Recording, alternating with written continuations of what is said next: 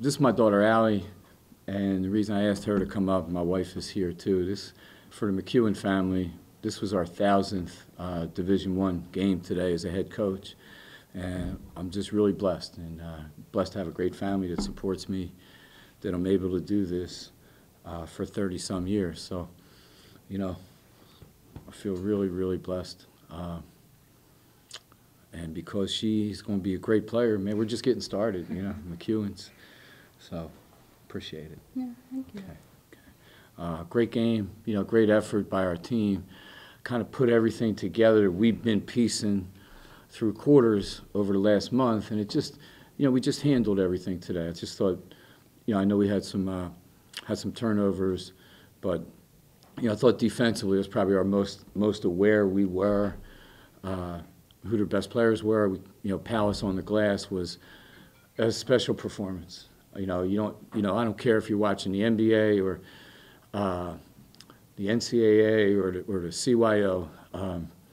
You know, to see somebody do what she did today, special. It was a great performance, and I think it inspired the rest of our team too. And, you know, play against Rutgers, you have to. Your guard play's got to be really, really good. And I thought, you know, Jordan and Bree and Lindsay, Birdie, everybody contributed on the perimeter, and just, you know, I thought we handled their pressure pretty well. You know, they got us a few times, but you know, I just thought we were really focused, and you know, it's a great way to finish our regular season. And then let me say this.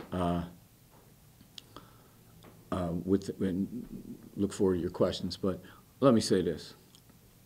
I just want to thank Evanston High School for being a great partner this year. It's our last game here, and you know, really appreciate what they've done and what our administration's done to, you know, to put this together.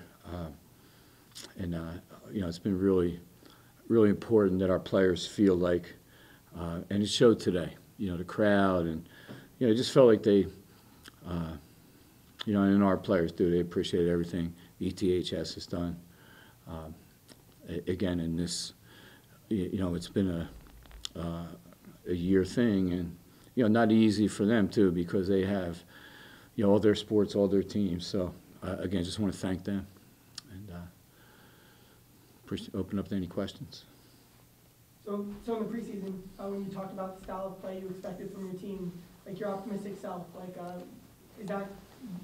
did you envision them playing like they did today? You know what I mean? I did defensively. You know, that was our goal. I thought we had breakdowns all year defensively that came from injury or youth or both. People not being able to practice a scouting plan and carrying it out. So I thought, you know, today is what we wanted to look like defensively all year, and you know, just identifying best players and getting back on defense. I thought we did a really good job taking away their transition. Coach, sitting courtside, it felt like there was a different energy with your team today. It felt like you had that extra step, and maybe Rutgers couldn't just match that. Is that something that you picked up on too with your team today? I think again, there's been a lot of frustration, you know, and I think this team, and I say this, you know, I've said this all month in February, they come to practice every day like it's October, you know, and they don't, and I love that. So, you know, we've had a great week of practice coming back, and I think they were just ready to play today, and hopefully that'll carry over into the Big Ten tournament. How was Bree able to affect the game, even running point guard for a lot of stretches? Yeah, Brianna Hopkins is, you know, when you watch tape, you're like, if you're scouting Northwestern, you're like, this kid plays every position and guards everybody. She guarded, you know, one of the best players in the league tonight, Tyler Scaife. She's guarded post players, point guards.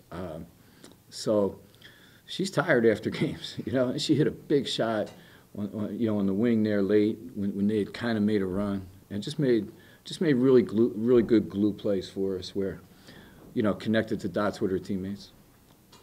Coach, today for Palace, 12 points, 20 rebounds. I know it maybe doesn't numerically match that Oakland game she had earlier this year, 27 and 21. Was that the best game you've seen Palace play for you guys? I hope not. I hope it's coming up next week, you know. So the sky's the limit for her, you know, and she's still, you know, hasn't played as much basketball as most people. So she, and you know, she's played with different teammates now all year, different positions. So yeah, I just feel like, and it's funny you asked that. Like I feel like, There's a similarity between Rutgers and us from this standpoint. Last year, Rutgers had a really tough year. And they had players sitting out, players coming back, new players. And this year, they're probably an NCAA tournament team. And they've been in the top 20. They're as hard a team that you got to play against defensively. I will tell you this. When we move into Welsh Ryan next year, you're going to see my team.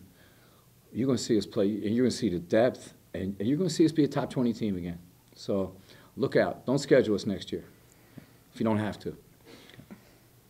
You mentioned, the pressure that Rutgers plays with. They did force 20 turnovers today, but it felt like down the stretch that you guys had that composure, that you were able to hold off those runs that they tried to make. What did that say about your team, and what does it say about you guys as you head to Indianapolis next week, having won 2 out of 3 with a little bit of momentum? Yeah, I think, my concern was taking away some of their 3 ball, and I thought we did a pretty good job there. We didn't rebound some of it late. And then, we had some, like tip turnovers. We get a rebound, they come behind, tip it, get a layup, like stuff that you can't do. You just can't do that. We're better than that. And but I thought when we had to, we made plays. We got breakaway layup. Lindsay we made free throws. And I thought Jordan, she's tired too. She played an incredible floor game tonight. So. With the adversity you guys have faced this year, injuries, etc., have you had to remind the players of what you see in them that you're just talking about? I haven't had to, really. It's interesting. It's a great question with this team. I haven't had to remind them about anything. They really just, they're very low maintenance. They're an easy team to coach in that, they want to practice every day. They want to get better. They want to learn. They watch film like they study for, physics classes. So, I give them a lot of credit. And I give my staff a lot of credit, too, because my coaches have not let them get down. I think that's been really important.